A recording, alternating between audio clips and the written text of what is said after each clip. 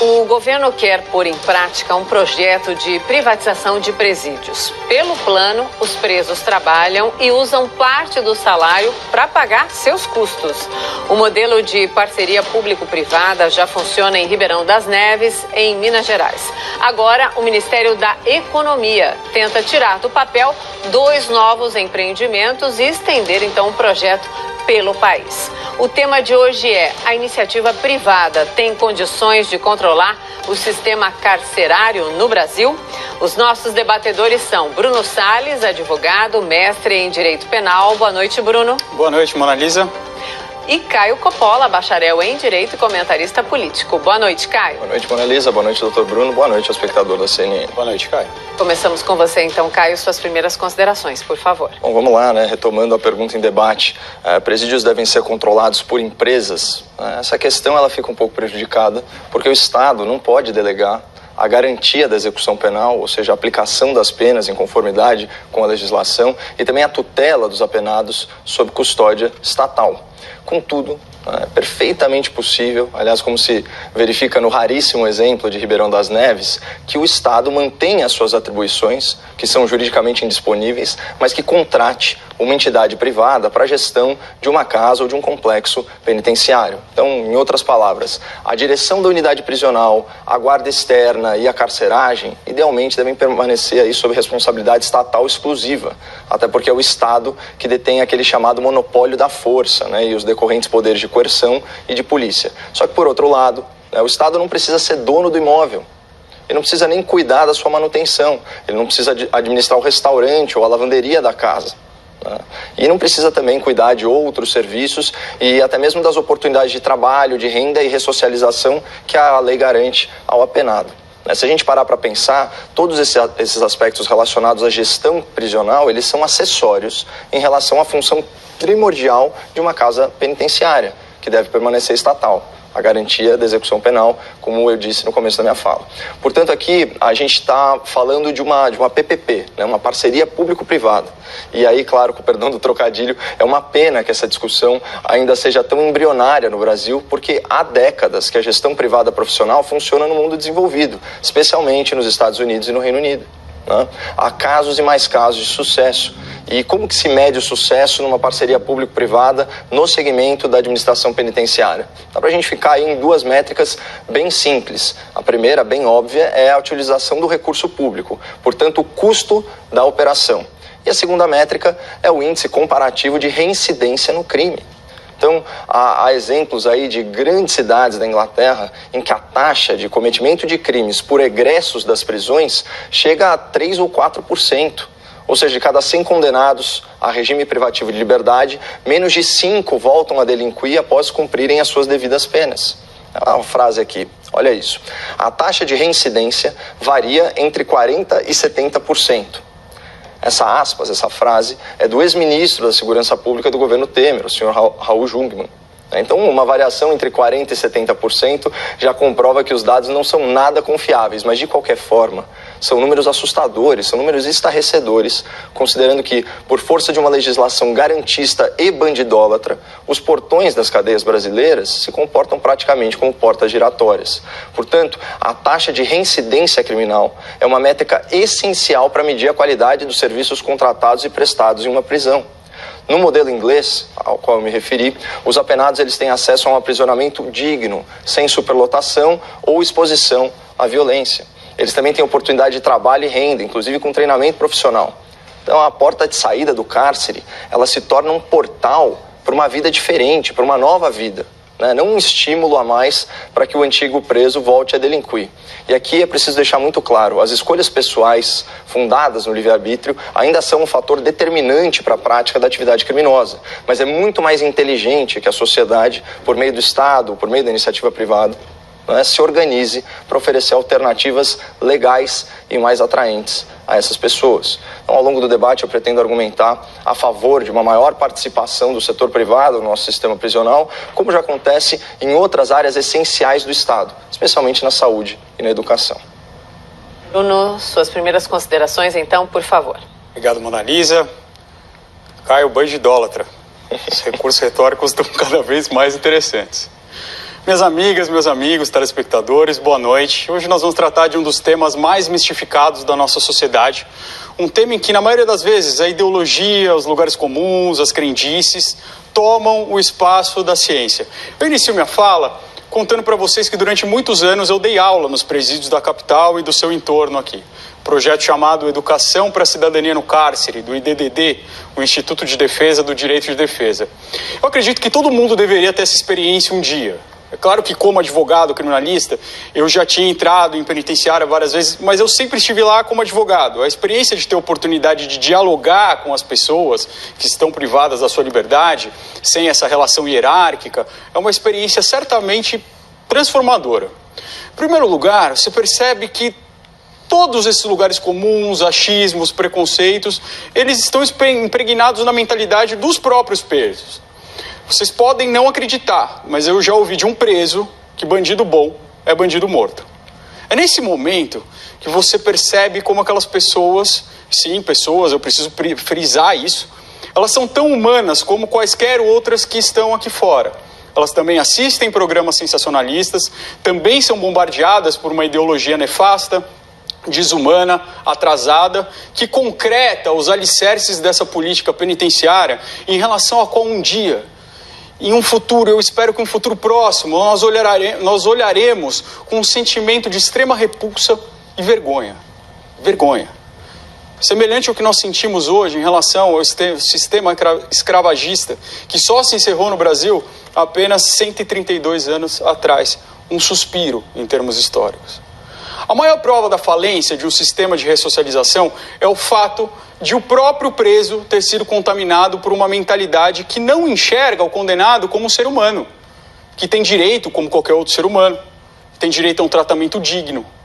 O preso acha que o bandido bom é bandido morto porque ele mesmo não se vê como bandido. Assim como o famigerado cidadão de bem, que também é incapaz de se ver como bandido, mesmo quando ele faz apologia à tortura, mesmo quando ele propaga ideias racistas, quando ele prega tirania, ditadura, mesmo quando ele sonega imposto, mesmo quando ele insulta as instituições, mesmo quando ele agride a sua esposa, ou se corrompe por dinheiro ou por poder. Na realidade, essas duas categorias não passam de uma ilusão. Tanto quanto não existe bandido completo, também não existe essa metafísica categoria do cidadão de bem. Não passa de tentativa de reduzir, de desinformar, de simplificar, para perpetuar um projeto de encarceramento em massa, que prospera a passos largos no Brasil. Não há condenado que não possa contribuir para a sociedade, assim como não há um cidadão exemplar que não possa cometer ato ilícito. É preciso que se compreenda que o encarceramento em massa não é uma mera crise transitória. O encarceramento em massa é um projeto político muito bem implantado pelo Poder Executivo e Judiciário e que gera benefícios econômicos, gera capital político e sim, também gera corrupção. Ou a gente já se esqueceu da famigerada máfia das quentinhas. Já existe uma grande mercantilização da política penitenciária que causa vultosos gastos para o poder público. E já que estamos falando de gastos, vamos ao primeiro mito que deve ser derrubado. Fica tranquilo, Caio, eu não estou falando do presidente. O primeiro mito que deve ser derrubado é o de que a privatização diminui gastos. Essa informação é sempre muito alardeada quando a gente fala desse assunto. Mas o fato é que empresas privadas chegam a receber a remuneração de quase R$ 4.500 por mês por preso, quando a média nacional gira em torno de R$ 1.500 por mês. Ora, eu sou muito sincero em dizer que eu não veria qualquer problema se esse aumento de custo fosse acompanhado de melhoria nas condições do cumprimento de pena. Vale lembrar que nós estamos falando aqui de estabelecimentos já associados a masmorras medievais, que o sistema penitenciário foi classificado pelo Supremo Tribunal Federal como um estado de coisas inconstitucional. Mas não. O aumento do gasto mensal por preso não é acompanhado por uma melhoria nas condições, pelo contrário.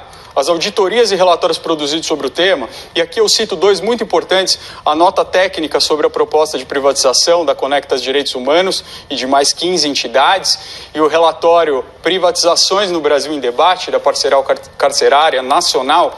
Todos esses estudos de peso, com comprovação científica, com estudo de campo, com reforço estatístico, eles mostram uma precarização nas condições para os presos, que acabam sendo alijados de condições mínimas, como itens básicos de higiene. Naturalmente, quando o empresário recebe um valor fixo para o preso, o jeito de aumentar o lucro é cortando custo.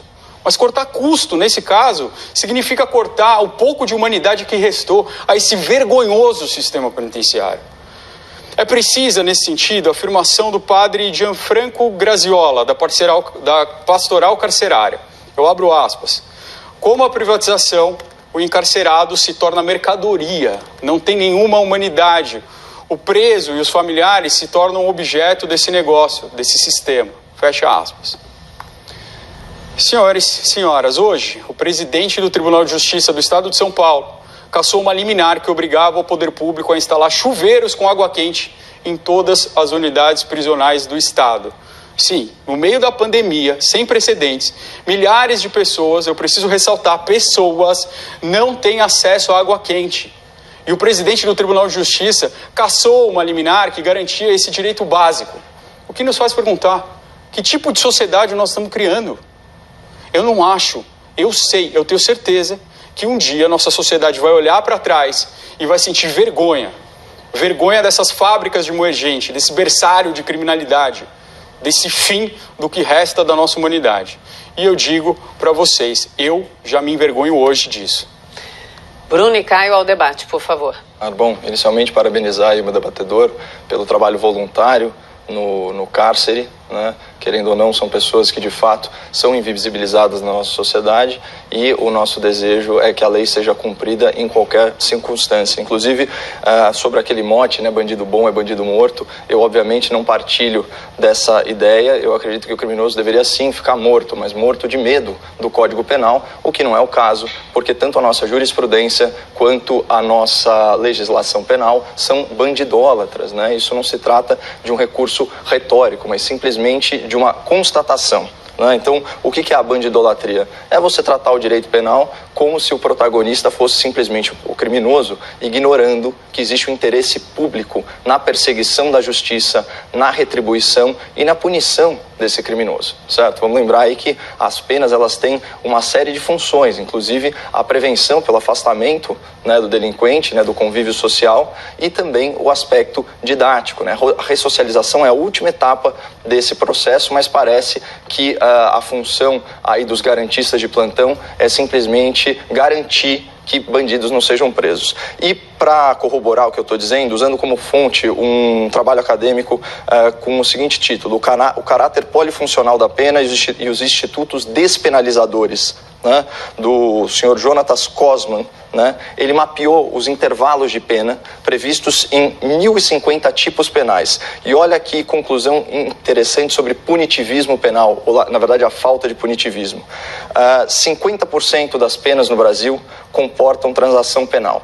24% comportam suspensão condicional do processo, 24%. Aí tem outras 3,5% que admitem a substituição por penas privativas de direito. Então você vai pagar uma multa, prestar um serviço comunitário, alguma coisa. Ou seja, só para concluir o raciocínio, 78%, né, dos tipos penais, eles sequer possibilitam que o juiz estipule uma pena privativa de liberdade, ou seja, que ele mande, né, o criminoso para o cárcere, e só 2%, na verdade 2,67%, impõem que o juiz aplique um regime inicialmente fechado. Então essa história de encarceramento em massa, isso daí é um mito, até porque a gente tem que considerar que, segundo dados aqui do Banco Nacional de Monitoramento de Prisões, o BNMP 2.0, certo? Hoje no Brasil nós temos 353 mil mandados de prisão pendentes de cumprimento, além de 20 mil foragidos. Então, na verdade, deveríamos estar prendendo muito mais. Essas pessoas estão soltas indevidamente. Olha, Caio, esse seria um projeto bem interessante para a implosão do Brasil. Na verdade, a gente tem uma população carcerária que é uma das maiores do mundo, embora com essas medidas despenalizadoras, que foram iniciativas muito interessantes do Poder Legislativo, na prática a gente não vê isso acontecendo. Um dado muito interessante para dialogar com essa pesquisa que você trouxe é que 81,91% das penas são fixadas em valores acima de 4 anos. O que isso quer dizer? Elas vão ser cumpridas em estabelecimentos prisionais, em regime semiaberto ou em regime fechado necessariamente. Outra coisa, embora nós tenhamos uma miríade de tipos penais, mas são centenas, eu diria milhares de tipos penais, e aí você trouxe uma relação sobre a quantidade de pena que é fixada no preceito secundário, que é fixada ali embaixo do tipo penal, de 1 a 3 anos, de 1 a 5 anos. O fato é que, se nós pegarmos os crimes relacionados a patrimônio e a comercialização, nós temos 78,72% da população carcerária. Esse número responde pelos seguintes delitos: tráfico de drogas, que geralmente são pequenos usuários com pequenas quantidades que são taxados de traficantes, nós prendemos muito e prendemos mal; furto, que são delitos patrimoniais que poderiam muito bem estar descriminalizados; e uma parte pequena que também são de roubos, que são, assim, condenados geralmente com a palavra de 1 ou 2 policiais, que é também uma questão muito importante a ser debatida no futuro. O fato é que esse número que você trouxe, de 40% a 70% de reincidência, mostra a falência do nosso sistema penitenciário. Esse número ele foi desmistificado pelo IPEA, ele mostra que havia um exagero muito grande. Hoje em dia se fala num número de 24,4% de reincidência, que também é um número gigantesco. A gente pensa com esse número que 1 em cada 4 pessoas que saem do sistema carcerário voltam a delinquir. E esse é um número inadmissível. Esse é um número que mostra que as nossas cadeias estão gerando mais crime. E isso é importante a gente ter em mente. As nossas principais associações criminosas foram constituídas e ganham força no cárcere. Isso é uma tremenda inversão de valores, né? Não é a cadeia que gera o crime, é o crime que leva à cadeia. E quando você fala em taxa de reincidência aqui no Brasil, perceba um absurdo, né? 24% de reincidentes. É muito mais. A julgar pelos depoimentos, N depoimentos, principalmente dos oficiais da polícia, dos soldados, né, que estão ali na linha de frente da segurança pública, eles prendem e prendem novamente, reiteradamente, o mesmo delinquente, que é solto e solto toda vez. E por que isso? Porque a gente vive num país, né, em que, na falta de dados oficiais, estabeleceu-se que menos de 10% dos homicídios são solucionados. Portanto, percebam o seguinte: para aumentar a taxa de encarceramento, significa que o número de crimes cometidos foi infinitamente superior. Então, por exemplo, se a gente pegar a estatística oficial, certo? 8% dos homicídios no Brasil são solucionados. Vamos arredondar para 10 para ficar mais certa a conta. Tá? Para cada 10 homicídios solucionados, tem outros 90 que não foram. Então, você precisa de 100 homicídios para conseguir punir 10, você precisa de 10 para conseguir punir 1. Então, quando a população carcerária aumenta, isso é precedido de um aumento violentíssimo na criminalidade. E é o que você vê, por exemplo, quando você pega aí dados, sei lá, de 5 anos, eu peguei aqui entre 2011 e 2016, né, os registros de roubo, né, portanto, subtração aí com emprego de violência ou grave ameaça, eles praticamente dobraram, eles saem aqui de 985 mil para 1.726.000. Isso aí dá mais de um roubo, dá mais de um roubo a cada 20 segundos. Dá um roubo, aliás, a cada 20 segundos, um pouquinho menos. Então, vocês percebam que, para que as prisões estejam lotadas, a criminalidade aumenta exponencialmente. Por quê? Porque nesse país, se a gente não consegue nem apurar a autoria de homicídio, imagina a autoria de roubo. Portanto, essa lógica de falar de encarceramento em massa e que serve a um projeto político, isso não é um argumento que não se sustenta. Pelo contrário, eu consigo argumentar que a inflação dos números carcerários, e há uma disparidade gigantesca entre os números do Ministério Público, que efetivamente fiscaliza o sistema prisional, e os números do Ministério da Justiça, mostram que são colhidos nos estados, mostram inclusive uma sanha para faturar um pouco do fundo penitenciário. Mas isso fica para a próxima argumentação.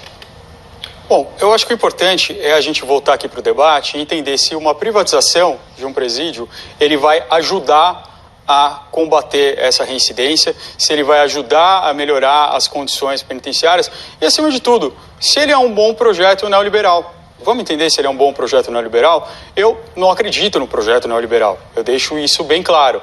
Mas eu quero dialogar com ele.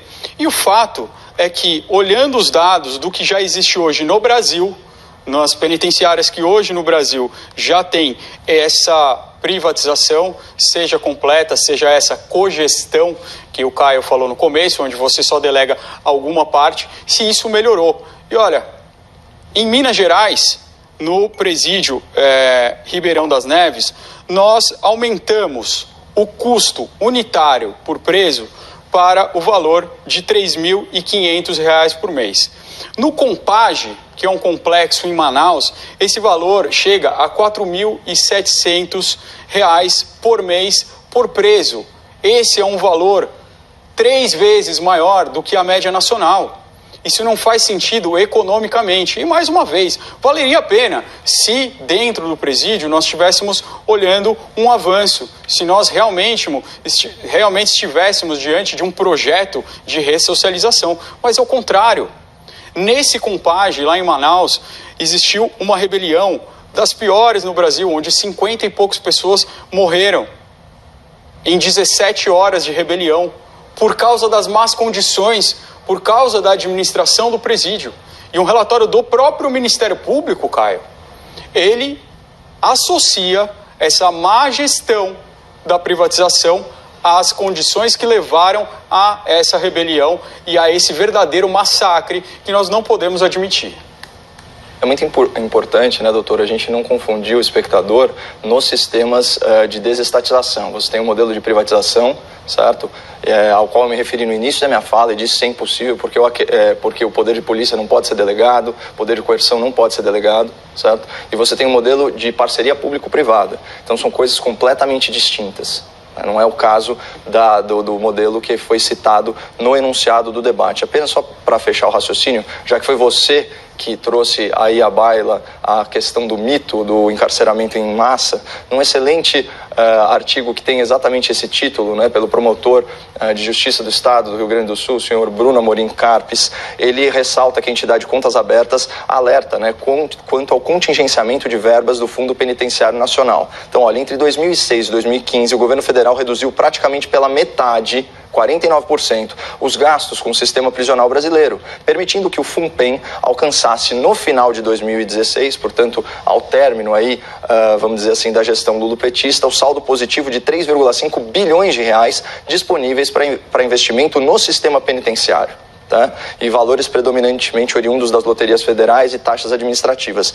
Aliás, como você trouxe aqui a fala a expressão masmorras medievais, o autor também faz referência a isso. Surpreendem, aliás, as declarações do ex-ministro da República, que se escandalizava com as prisões brasileiras, nomeando-as de masmorras medievais, enquanto não aplicava vultoso valor à disposição. Isso é bem característico, né, dos políticos brasileiros, e aqui eu estou me referindo ao senhor José Eduardo Cardoso, que se colocava como comentarista do problema de segurança pública, quando ele era, em última análise, o responsável por essa gestão, e o projeto político que ele acreditava estava na gestão do governo federal aí há mais de uma década, né? Chega a ser ridículo ele usar essa caracterização e não fazer nada a esse respeito. E aqui fica muito claro que, na verdade, é a inflação dos números penitenciários que faz o valor do FUNPEN aumentar e aí os estados terem acesso a isso. Então, se existe uma mercantilização do preso, ou como você gosta de achar, do vulnerável, eu acho que vulnerável é a vítima, mas enfim, do preso no sistema carcerário brasileiro, ela se dá por meio dos entes estatais e políticos e não do sistema privado, que obedece à licitação feita inclusive nos moldes do Estado. E aqui, de novo, não vamos confundir parceria público-privada com privatização, que é uma coisa que se torna inviável, porque a polícia, enfim, é um agente estatal por definição. Caio, a política do ministro José Eduardo Cardoso, ela é bastante coerente, porque você implantar dinheiro nesse sistema que não está funcionando, você está criando mais escolas, mais universidades do crime. Porque é o encarceramento em massa que está gerando uma onda de insegurança no Brasil. E eu digo isso amparado em todos os estudos sérios. Não artigos de opinião, como o artigo do promotor do Rio Grande do Sul. Em pesquisas sérias, em pesquisas com números, com metodologia. Todas mostram que há um ciclo de violência que não está sendo quebrado, que está sendo insuflado, que está sendo anabolizado. E nesse sentido, quanto mais cadeia se construir, quanto mais se utilizar do fundo para tentar segregar essas pessoas, ao invés de reinserir essas pessoas, mas nós vamos estar contribuindo para uma política desastrosa. Uma política desastrosa, Caio, que os Estados Unidos já abandonou. Veja só que nós estamos querendo importar um modelo que nos Estados Unidos e no Reino Unido estão sendo abandonados. Um relatório de 2006 do Departamento de Justiça americano, ele recomendou que fossem fechados os presídios privatizados ou com parceria, ou com cogestão. E eu disse da cogestão. Eu mostrei que existe uma diferença entre a privatização total e essa gestão compartilhada. A subsecretária de Justiça, Sally Yates, na época, disse o seguinte: não oferecem o mesmo nível de serviços correcionais, programas e recursos, não apresentam redução significativa de custos e não mantêm o mesmo nível de segurança e proteção. Sabe no que os Estados Unidos está investindo? Em desencarceramento em massa, porque lá eles têm o mesmíssimo problema do que aqui, gerado por uma irracional guerra às drogas, que foi criada lá na década de 70 e que não faz o menor sentido mais na nossa sociedade. Doutor, se você quiser debater a questão da criminalização ou a descriminalização das drogas, eu acho isso legítimo. Nós temos aí um ministro no Supremo Tribunal Federal, né, o senhor José Roberto Barroso, que é a favor da legalização não apenas da maconha, mas também da cocaína. Enfim, essa é uma discussão. Agora, argumentar aqui para a seleta audiência da CNN que prender aumenta a criminalidade é um contrassenso, e eu tenho certeza que o público já deve ter percebido isso. Isso é uma inversão de valores total. De novo, a respeito dessas alegações sobre autoridades que você pensou no tempo e no espaço aí americanas, vamos lembrar que lá nos Estados Unidos existe um incentivo perverso e que pode de fato corromper o sistema, que é o protagonismo do custo variável por preso, ok? Isso é uma situação. Então você manda mais pessoas para o cárcere e aí o sistema privado recebe mais dinheiro. Isso pode gerar um incentivo perverso. Só que aqui no Brasil é o seguinte, existe uma demanda reprimida por mais presídios. Então para que o Estado vai alocar recurso público se ele pode diferir isso no tempo, amortizar isso no tempo, tendo investimento privado? Não há como negar. Se você tem 300 e tantos mil mandados de prisão em aberto, se você tem mais de 20 mil pessoas foragidas, se você não consegue apurar 9 em cada 10 homicídios, é claro que o Brasil está prendendo pouco, né? E o que gera essa violência é justamente a impunidade, é justamente essa legislação bandidólatra, é o abolicionismo penal, é o que você defende. Porque a prática criminosa, ela obedece a uma relação de custo-benefício. São pouquíssimos os crimes famélicos, ou seja, os crimes cometidos em estado de necessidade. E a legislação protege o delinquente que atua nesse sentido, por uma questão de necessidade física, uma questão de necessidade extrema econômica. Não, o crime é escolha. E a escolha fica muito mais fácil, principalmente para pessoas de má índole.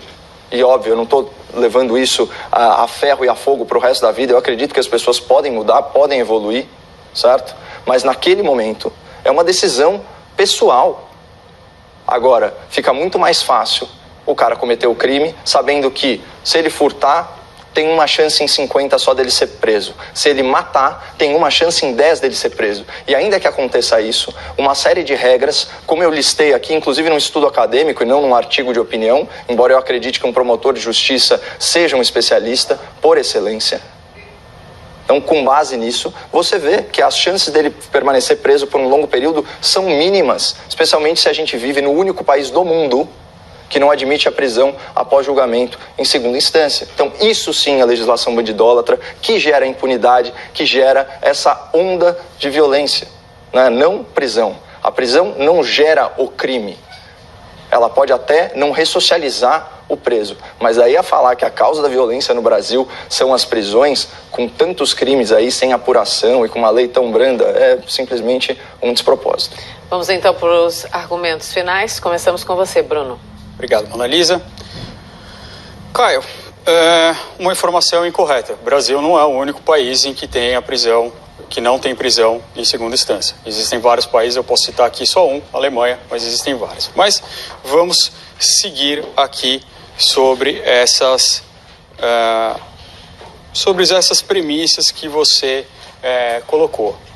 De fato, pode parecer um contrassenso o que eu disse. Eu comecei a minha fala dizendo que esse debate é cheio de reducionismos, é cheio de lugares comuns. E lugares comuns, quando são desfeitos, causam uma crise na nossa cabeça, causam uma dissonância cognitiva. Mas se você lê qualquer estudo sério de criminólogos, de políticos criminais que estão debruçados sobre esse assunto, você vai ver que o que eu estou falando é verdade. E eu vou dar um exemplo simples. A cadeia não cria crime? Então onde nasceu o Comando Vermelho? Então onde nasceu o primeiro comando da capital? Então onde nasceu os amigos dos amigos? Não foram no cárcere?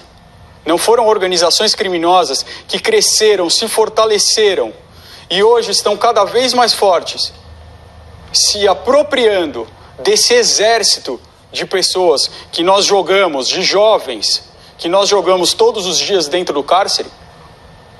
Foi lá mesmo, cara. Isso pode parecer um contrassenso, mas é a pura verdade.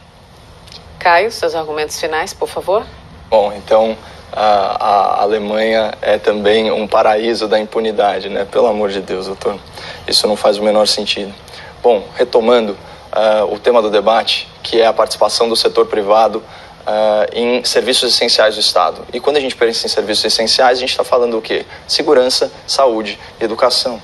E percebam, né, a contradição dos progressistas ou, enfim, de outros influenciadores ligados aí ao espectro da esquerda, porque justamente no SUS e também, principalmente no ensino superior, com programas, aliás, gestados aí na administração do lulopetista, como o ProUni, você tem sim a participação do setor privado em serviços que são de natureza essencial.